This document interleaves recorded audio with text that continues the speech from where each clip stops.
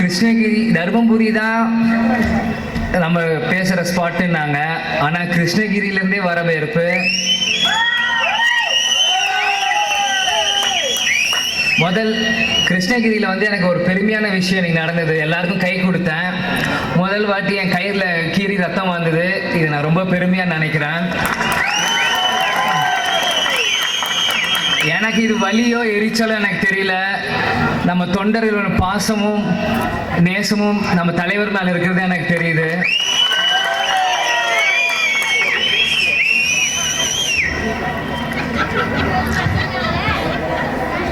இங்க இவ்வளோ வெயில் அடிக்குது, இருந்தாலும் இவ்வளோ கூட்டம் இன்னும் நிக்கிறத பார்த்தா எனக்கு ரொம்ப பெருமையா தான் இருக்கு. அம்மா சொல்லுவாங்க கேப்டன் தேமுதிக ராணுவ கட்டுப்பாடோட தான் கொண்டு வந்திருக்காருன்னு. நடுவில் மொத்தமா பெண்கள் நிக்கிறீங்க, சுத்தி ஆண்கள் இளைஞர்கள் பாதுகாப்பா நிக்கிறீங்க. இதோட பாதுகாப்பு எந்த கட்சி தர முடியும் எனக்கு தெரியல.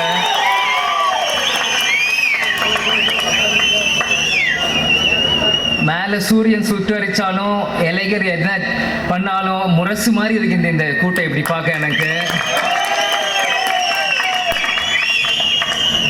எவ்வளோ அடிச்சாலும் முரசுல இருந்தா சவுண்ட் வரும். வரப்போற தேர்தலில் முரசு சவுண்ட் எப்படி இருக்குன்னு மட்டும் எல்லாரும் பாருங்க.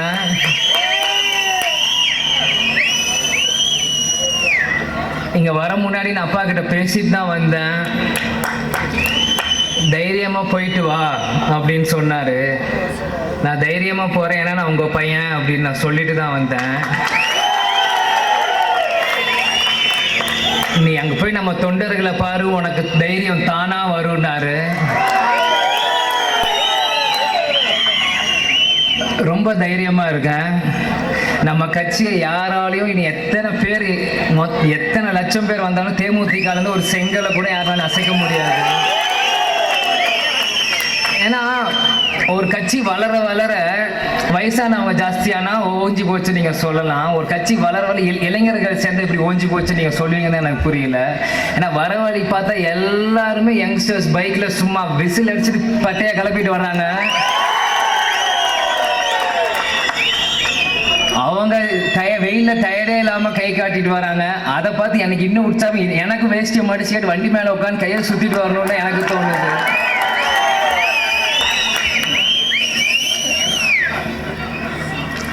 இன்னைக்கு பொங்கல் விழா. நான் வந்து நிறையா மற்ற ஊருக்கு நான் நிறைய வாட்டி போகிறப்போ எல்லாருமே சொல்லுவாங்க தமிழ்நாடு வந்து ஏதோ அனாதை ஸ்டேட் மாதிரி இருக்குது, சிஎம் இல்லை அது இல்லாமன்னு. ஆனால் 2 வருஷம் முன்னாடி ஒரு பெரிய சம்பவம் நடந்தது. பொங்கல் அப்போ இளைஞர்கள் ஆரம்பித்த ஜல்லிக்கட்டு. அதுக்கப்புறம் நம்ம எந்த ஊருக்கு போனாலுமே என்னப்பா நீங்கள் ஏதோ ஒரு பிரச்சனை ஒன்றா சேர்ந்துறீங்க, உங்களை யாரையும் அசைக்க முடியாது. நாங்கள் இளைஞர் சக்தியை பார்த்து எந்தெந்த மற்ற ஸ்டேட்டில் தமிழ்நாடை பார்த்து கேலி பண்ணாங்களோ அந்த ஜல்லிக்கட்டுக்கு அப்புறம் எல்லாருமே வியந்து பார்த்தாங்க.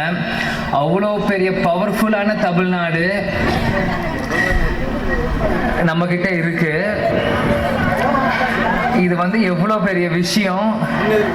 வரப்போற காலங்களில் இந்த இளைஞர்கள் ஓட்டால ஜல்லிக்கட்டுக்கு எப்படி ஒன்னா சேர்ந்தீங்களோ மொத்த பேரும் இங்க. நான் ஒரு இளைஞரா இங்க வந்திருக்கேன். இங்க நான் ஒருத்த மட்டும் பேசிட்டு போனா பத்தாது. என்னோட சேர்ந்து நீங்களும் 2 பேரும் சேர்ந்து கை தட்டினாதான் இங்க ஒழிக்க முடியும். அதான் ஜல்லிக்கட்டுக்கு எப்படி எல்லாம் ஒன்னா சேர்ந்தீங்களோ அதே மாதிரி வரப்போற தேர்தலில் இளைஞர்கள் படை எல்லாம் ஒன்னா சேர்ந்து வரும்போற காலங்கள் சூப்பரா நம்ம தமிழ்நாட்டுக்கு அமையணும். ஏன்னா நீங்க சந்தோஷமா இருந்தாலும் நாங்க சந்தோஷமா இருக்க முடியும். அதே மாதிரி என் தம்பி சண்முக பாண்டியன் இருக்கட்டும், போன வருஷம் மதுரை வீரன் அப்படின்னு படம் பண்ணா. எத்தனையோ லவ் சப்ஜெக்ட் ஆக்ஷன் படம் வந்தாலும் நம்ம கலாச்சார விட ஒரு படம் பண்ணணும்னு ஆசைப்பட்டு ஜல்லிக்கட்டு சப்ஜெக்ட் அது எடுத்து பண்ணா போன பொங்கலுக்கு வெளியிட்டது மிகப்பெரிய சக்சஸ் ஆச்சு அந்த படம். அதுக்கப்புறம் அவன் சொன்னான் இந்த படம் நடிக்க மாட்டேன், நான் முழுசா எங்க அப்பா கூட இருந்து அவர் பழையபடி கொண்டு வந்தேன் அடுத்த படமே இருக்கும் அப்படின்னு சொன்னா. இப்போ நான்லாம் சொன்னேன் நீ தொடர்ந்து படம் பண்ணாதான் உனக்கு ஃபேன்ஸ் நிற்பாங்க, நீ இப்படி விட்டு போனா எப்படின்னு. அப்பா எத்தனையோ பேர் சினிமாவில் வாழ வச்சார், அவர் பையன் என்னை வாழ வைக்க அவருக்கு தெரியாதா அப்படின்னு தைரியம் சொன்னா. அப்பதான் தெரிஞ்சது கேப்டன் ரத்தம் என்னோட அவங்களும் பயங்கரமா இருக்கு அந்த தைரியம். அதனால அப்பாவோட ஃபாரின்லேயே இருக்கான்.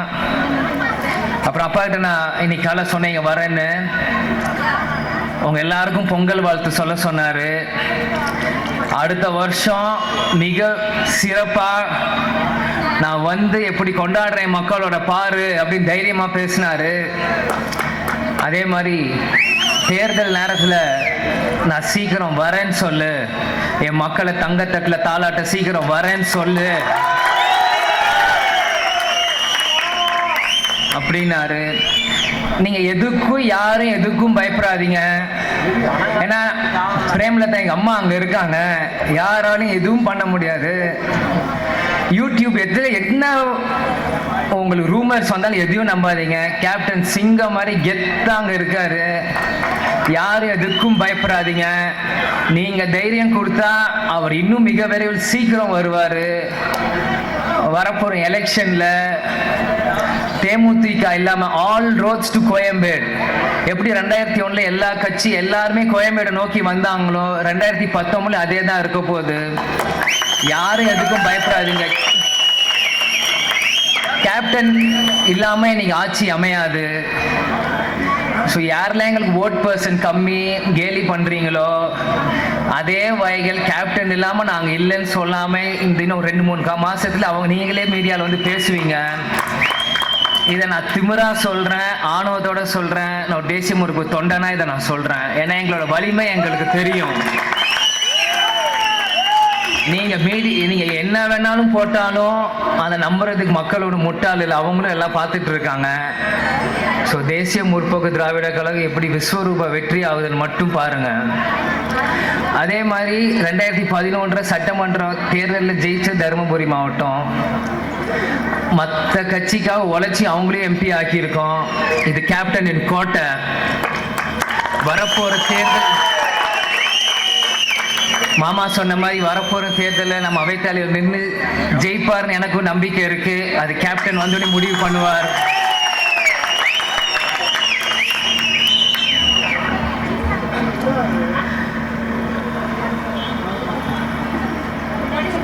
இன்னைக்கு பொங்கல் விழா கவர்மெண்ட் கடமைக்காக கொடுக்குறாங்க, ஆனா கேப்டன் மனசார உங்களுக்கு கொடுக்குறாங்க. நாங்க கவர்மெண்ட் இல்ல, எங்களால முடிஞ்சது மக்களுக்கு எப்பயுமே கேப்டன் பண்ணுவாரு. இதே நாங்க ஆட்சியில் உட்காந்தா இந்த சீனே வேற மாதிரி நடக்கும் இந்த பொங்கல் விழா தமிழ்நாடு ஃபுல்லா. ஏன்னா கேப்டன் சொல்லுவார் நாங்க குடும்பத்தோட பிழைக்க வரல உழைக்க வந்திருக்கோன்னு. அதனால கேப்டன் என்ன சொன்னாலும் அது கட்டுப்படுவோம். தேமுதிக ஒரு தேர், கேப்டன் அதுல ஒரு ராஜா. அதை இழுத்துட்டு போக இத்தனை தொண்டர்கள் நாங்க தயாரா இருக்கோம். மற்ற கட்சிக்காரங்களுக்கு ரொம்ப நன்றி. ஏன்னா போன 2-3 வருஷம் முன்னாடி எங்க கூட இருந்த துரோகத்தை எல்லாரும் காமிச்சிட்டீங்க, அதுக்கு நன்றி. ஆனா இப்போ நாங்க கூட இருக்க விசுவாசத்தை காமிக்கிறோம். இந்த விசுவாசம் வரப்போற தேர்தல்ல எப்படி விஸ்வரூப வெற்றி ஆகுதுன்னு மட்டும் பாருங்க. ரொம்ப நேரம் எல்லாரும் வெயில உட்காந்துட்டு இருக்கீங்க, அதுக்கு ரொம்ப சாரி. ஏன்னா வரவேற்பு அப்படி வர முடியல. எல்லாரும் பொங்கல் பரிசு வாங்கிட்டு எல்லாருக்கும் ஹாப்பி பொங்கல். கேப்டன் அம்மா தம்பி எல்லாரும் சொல்ல சொன்னாங்க, தை பிறந்தால் வழி பிறக்கும், தைரியமா இருங்க. தேசிய முற்போக்கு திராவிட பொங்கல் இது வெற்றி பொங்கலை நம்மளுக்கு. நன்றி, வணக்கம். இந்த வீடியோ உங்களுக்கு பிடிச்சிருந்தா ப்ளீஸ் லைக் அண்ட் ஷேர் பண்ணுங்க. மறக்காம எங்க சேனலை சப்ஸ்கிரைபும் பண்ணுங்க.